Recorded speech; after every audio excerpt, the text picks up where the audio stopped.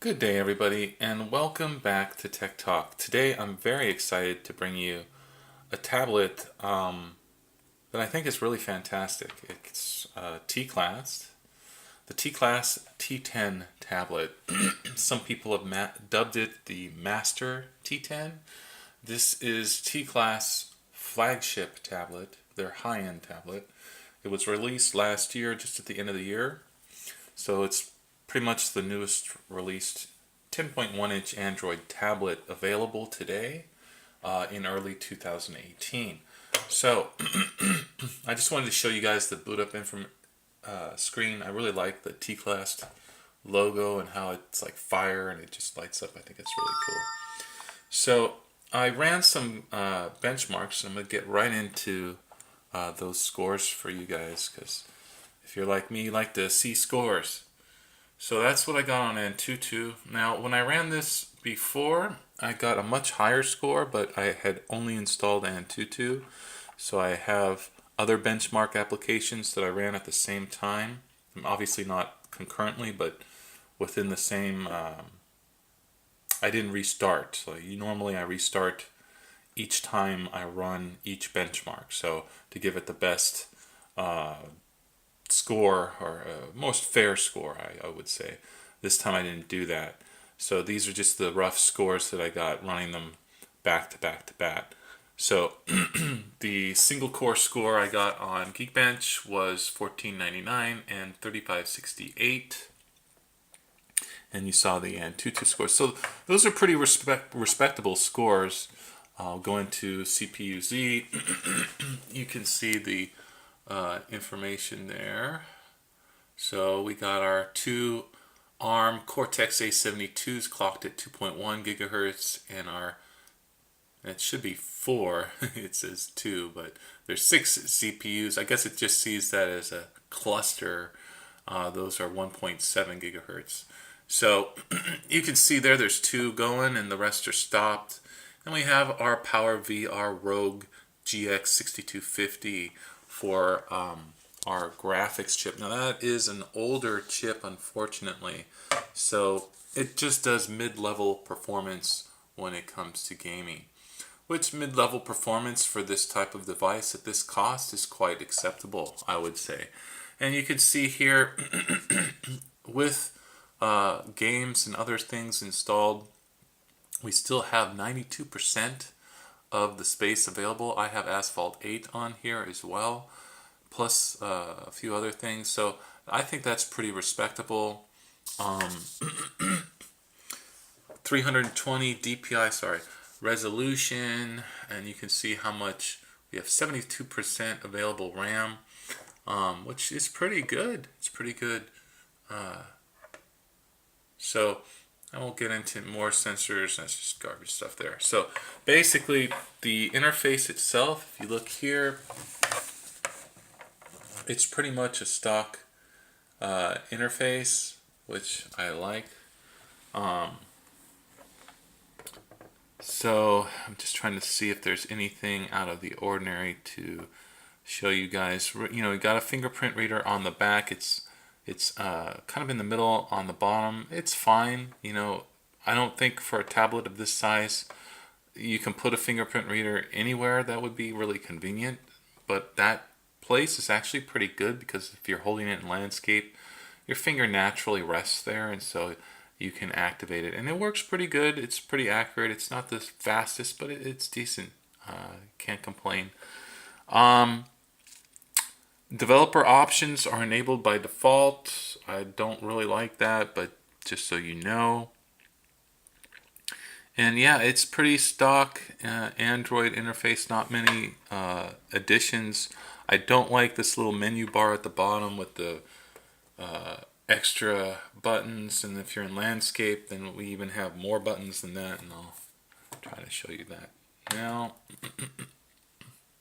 So now you can see we've got the volume up and down, and the screen, and then, sorry guys, whatever that button is here. What is this? I don't know what that even does. I don't know what that just did. Did something. Anyway, so that's that. And then this, I believe, is like a screenshot button, which that's kind of annoying to me. So, so those are the specs of the device. Now, how does it work in the real world? Well, as you can see, as I'm going through things, I can have 50 different things open. I can play games on here.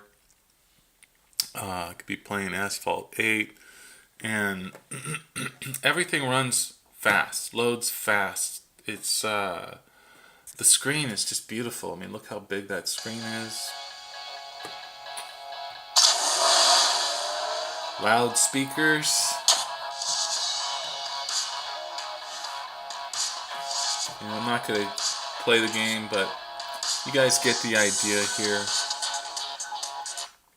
It plays Asphalt 8 very well. The big screen is really nice because for me, when I'm playing Asphalt 8 on my phone or a smaller tablet, it just gets, I can't see the details, and so I can't really see everything clearly, and I don't do as well. When I have a bigger screen, I can see things clearer, and if you hooked a compatible game controller, then you'd be really in heaven playing with this device. Netflix takes up most of the screen. There's a little letterbox, but because of the 10.1 inch format, not the 4:3 format that the iPad uses, you get a much more use of the screen for media, and the stereo speakers again are pretty loud, and so it's just a fantastic device all around. There was one application, this Chinese application, I can't uninstall. I'm not going to root the device. I want to get updates and stuff, so that's what it is. There's a little bugs here and there, but for the most part, I have to say it's Android 7. It's not Marshmallow or something antiquated. It could be a newer build, but for what you're paying, I think $200, depending on where you get it. I've got mine at Banggood, and I didn't want to show you guys the box I got from Banggood because it's just a styrofoam box, and you just cut it open and you got your package here. The other thing is this uses mini USB, not USB-C, and it looks like a quick charge adapter. I'm pretty sure it is. It's a Pump Express. It's big, so it's not your standard charger. So it's a quick charge charger with this large battery, the 8100 milliamp battery. You're going to need a quick charger. That's a huge battery, guys. That's really large. That's like 4 cell phone batteries in here. So battery life I haven't been able to test out because I've only had this one day, and I'm giving you guys the basic information as soon as I have it. But I think you'll definitely get a day out of use. Maybe, it says 8 hours screen on time. I think they're probably right about that. You might even get more depending on your usage. There is what looks like a SIM tray slot. It's actually for a SD card, so you can expand the onboard storage, I believe, up to 256 gigabytes.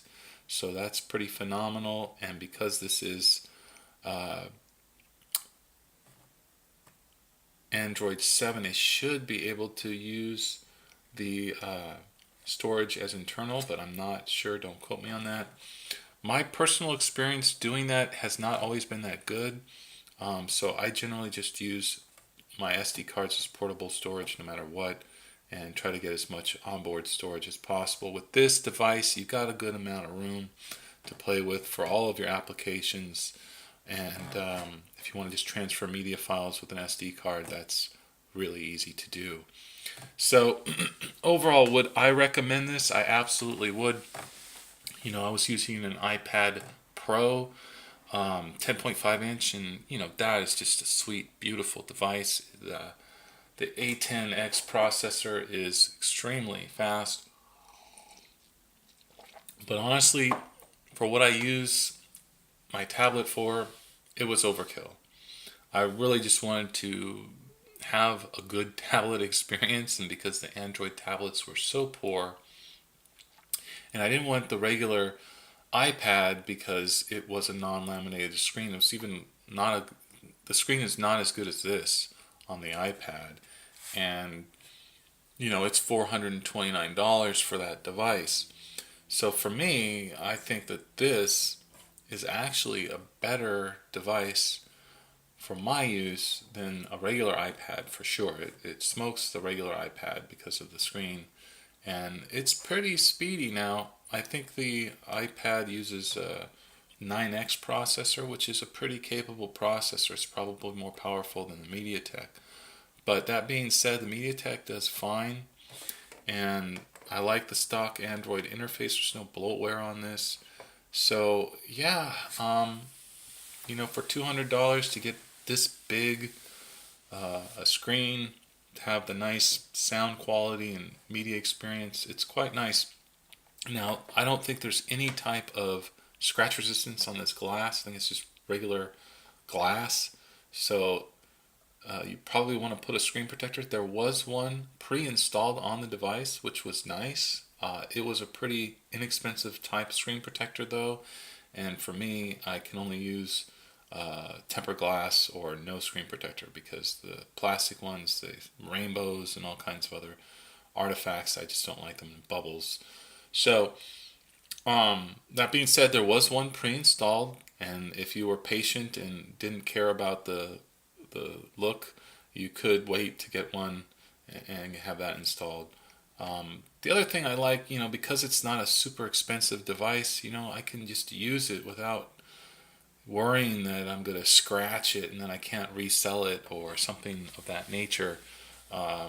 This is pretty much, you may be able to resell this device, but you're not going to get that much for it.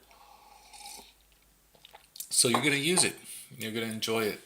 And only caveat with that is, because this is coming straight from China, your warranty service is pretty much, you're not going to be there. I mean, it depends. If you're getting from GearBest, they say they give a year warranty, but you have to get the device to China. And if you know anything about that, getting devices back to the manufacturers is a headache. So that is what it is. Just keep that in mind. But I got mine from Banggood. I got expedited shipping. It got here within a little over a week in perfect condition. So, and with a plug that works fine. I don't need an adapter or anything. I have to say, for the price, the Asus 3S10 is the closest competitor. Has almost identical specs, except for the battery capacity. And I would say, personally, if I was going to choose one or the other, it's a hard choice, because the Asus is built a little bit better. Has a higher build quality, and of course you get warranty support, and it's not that much more expensive. But that being said, I do kind of like this better. I don't like the Asus software. The layer that they put on top of Android is extremely I just really don't like it. That's just my personal preference. I really don't like it at all. I don't like all the added stuff, and it slows the device down. And I think manufacturers maybe do that stuff on purpose so that you end up buying a new device, because when you have it stock like this, it's pretty quick. Everything works really well. And that's the way it should be. It shouldn't be using 5 gigabytes of RAM in the background when you're not doing anything. If I go into this right now and I was just running, Asphalt 8, but, we're one core is running. We're barely even going. And if we look at our RAM management, we've got 60% available right now. So, that's pretty good. And it could be a little better if I clear out the RAM now. Bam. Now, because I had Asphalt 8 running in the background. So you have to think about that. That was saving my game progress. Now we have 72%. So running all those apps in the background only took 10% of our RAM, which is pretty good, maybe 12%, since we have 72 now and we had 60% before. So RAM management's pretty good on this for stock Android. It's just stock Android. it's not doing anything special. But I like that, some of these devices come with these, boosting programs that'll boost an application in the foreground and, cut off ones in the background, and it just causes all kind of problems because a lot of these apps are linked, and, if Android knows how to manage things best, so just let it do its thing. And if you want to kill an app, you can do that, easily enough yourself. So I like that. I like that about it. Updates, I don't know. I don't know if Teclast is going to get you an update beyond just bug fixes. But we're not on Marshmallow. At least it's Nougat. Would be nice if it was Oreo. But again, I think overall, for the value that you're getting, it's a really nice device. Now, I'm going to turn it off here to show you guys quickly. Those are aluminum buttons. This plastic strip for the antenna on the back is rather ugly, in my opinion. But I'll show that to you. So that is the strip on the back. And the back part of the aluminum, it looks really nice, to be honest. I don't have any problem with that. And then you've got your earphone jack, yay. And there's for our SD slot. And the speaker on the side there. If we can get over here, I don't think we can because there we go. There's the grill on the side. And so there you have pretty much that whole part of the device. On the bottom, there's not much to look at. It is kind of thick, and it is heavy because it has that large battery. But that being said, it's really not bad at all. I find the device to be really, really excellent. And the fingerprint reader on the back works. So that's my review, guys. It's been a long one, but I hope that it's been informative and helpful. And I hope you enjoyed the specs. Teclast did a pretty fantastic job overall. They could make it a little bit more universal. It's really tailored to the Chinese market. I'd like to see them make an international build of their devices, or just make it a little more, I don't know. I can't fault them because their primary market is not America, and so, they have to cater to their market. But that being said, it is a great device. I recommend it highly. I don't think there's another 10.1-inch Android tablet that comes close. There's the S3, of course, then you're talking $500, AMOLED screen. But you're only getting the Snapdragon 820, so that's still pretty old processor too. It's a good processor, no doubt, but I would want an 835. Now the 845 is coming out. So, if you're paying top dollar, I want the top specs. I want the fastest processor. If I'm paying a budget price, then MediaTek hexa-core is quite good. So, yeah, I recommend the Teclast T10 tablet, absolutely. And if you want to ask any more questions, find out more information about it, let me know. I got mine, like I said, from Banggood. I'm not sponsoring Banggood. I don't get paid anything from any of these guys. You get it from whoever you can get it from. If you can get it from Amazon, I would suggest you do that, because then at least you have a way to return it if something goes wrong. But you're going to probably pay more, and then you lose the advantage of the whole package, which is part of that is the price. Okay, so that's Tech Talk, and that was the Master T10 tablet from Teclast. Thanks, guys. Subscribe if you enjoyed this video, because we'll be doing more videos just like it. Next review will probably be on the Mi Max 2 by Xiaomi, and then after that we're going to be doing a review of the HP Envy 360 with the Ryzen quad-core processor for mobile. So that's it for now. Until next time, thanks for watching.